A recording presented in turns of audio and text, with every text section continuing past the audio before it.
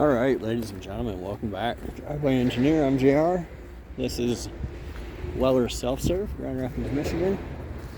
It's an interesting day out here. It's like apocalypse now.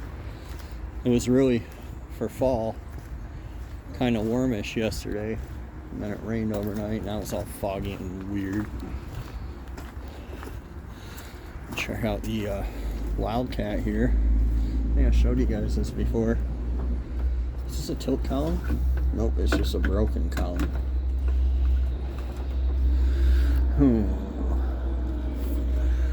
Mossy oak floorboards. Always a good time. What do we got back here? Everything. Looks like the thing for my Super Duke or my Ford Jaguar. Straight six. STA. I'm out here today mainly to look for. Look at this big bitch. You big beautiful bitch. Oh, this breaks my heart. I love these big cars. That's a 351M or 400M. I think the 400s usually had 4 barrels. I don't really know. I love these big cars. It's a Mark IV, probably. Anyway, I'm out here today because I cut the stupid TTB suspension out of my F-250 yesterday. I believe there to be a excursion out here. So in that video, I kind of show the Ford F-250s like mine, the OBS style, have they have an independent front, but they're still leaf sprung, which is interesting. The F-150s have coils, but the 250s are leaf sprung with an independent. So, like, I remember arguing with my brother once. He's like, I had leaves, I fucking saw it. Well, it did have leaves, but it's still independent. So it makes them a really easy solid axle swap. I do have the coil axle, the 05 and up axle. That's a lot more involved swap though. So what I'm thinking I might like to do is a leaf swap using a Super Duty axle, which I also have a leaf sprung Dana 60. It would just come down to me finding the softer code springs. If you look at any Ford, see spring UUMM, so a spring code U on that truck, whatever it means for a 05 F-150 or whatever it is. I don't know, I don't care. So anyway, there's an expedition out here, or I'm sorry, an excursion. And excursions are probably sprung softer. I'm making that assumption, by the way. Because they're fancy pants SUVs. So, what's this? That's a leaf spring truck. It's 2 leaf spring trucks right next to each other. Sweet. We'll check these real quick. I'm assuming the excursion to have a softer spring pack. That's spring pack T and A, which I think is fairly firm.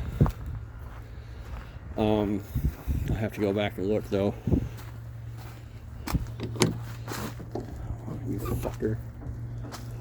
Why are you locked? It's not locked, it's just broke.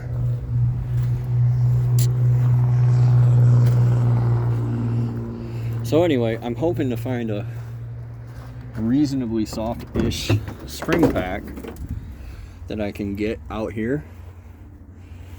And oh man, it smells like wet socks and marmalade in here.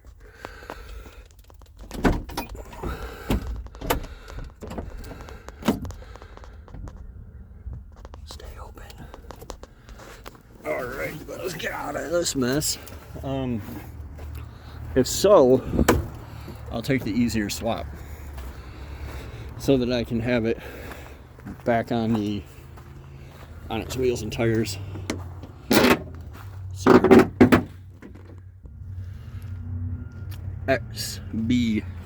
X, I know, is the firmest spring. B is the softest, weirdly. I may have that wrong, because that doesn't make any sense.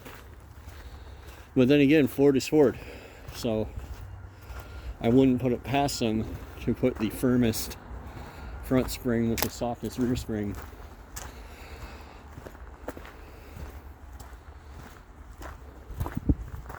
Let's see if I can find any of these here. I thought for sure they had a excursion out here, although it looks like they're setting new rows, so I may have missed the boat on that.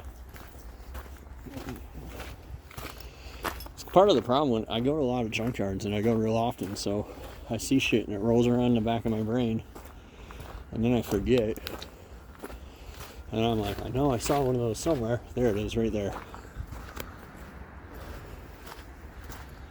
Some bitch. Where's the rest of it? They took the whole thing. It was a 7.3 truck, so I mean that makes it kind of valuable. Just to really torture myself. Spring D, G. I have to look that up. We'll walk around it real quick. The shit they cut off might be laying around anywhere. Who knows?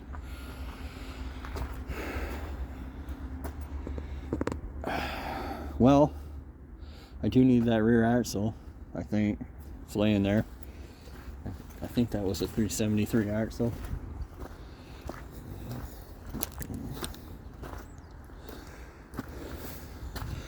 All these wheels, and none of them are 8-lug Super Duty wheels.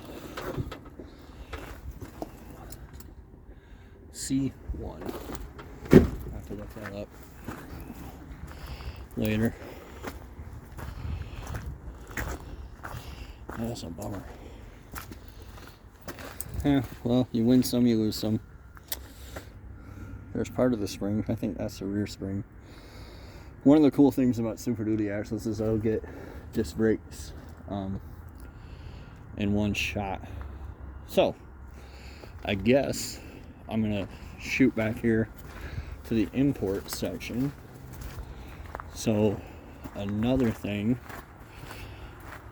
is, I think I've been struggling with overheating issues on my Toyota, the 617 Mercedes diesel. I finally drilled some holes in the thermostat and it quit overheating, but it just bubbles the coolant like crazy.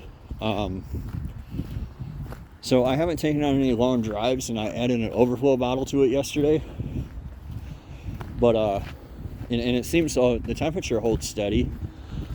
So I'm concerned. Long story short, I'm concerned that I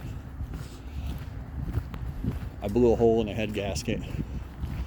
So there's a Gen 4 engine. They're starting to make them into the yards more and more often. I'm concerned I might have blown a hole in a head gasket. And overall, look at that. Red box intake, all the good stuff. Where's the coil pack? Did you take it off and leave it laying around? Oh, that would be great. I'll cruise through here before I leave to see if there's any coil packs. Anywho, when my wife's off work to come rescue me and give me a ride, I plan to take it on like an hour ride to see if it overheats, spews oil into the coolant into the oil, or if the bubbling settles down. Like maybe it just has an air pocket and it's able to bleed now. I don't really know. I'm not super hopeful. So I believe, I mean, I got it super hot, like 300 degrees once, so it's probably got a bad head gasket. I'm saying all that to say, if I do have a bad head gasket, my overall discontent with the OM 617 is leading me to a TDI. If that engine is bad, I'm going to put a TDI in it. Period. End of story. I don't care. So I'm kind of starting to prepare for that a little bit. There were a bunch of them out here. Even one laying on the ground. And I played stupid games and won stupid prizes. Actually, I won no prizes. I was playing games trying to get them to give it to me for a core price. When I probably should have just thrown a breaker bar on it and ran with it. Actually, I have a friend that works at this yard, so he was trying to work with me on that, and it's got coil packs.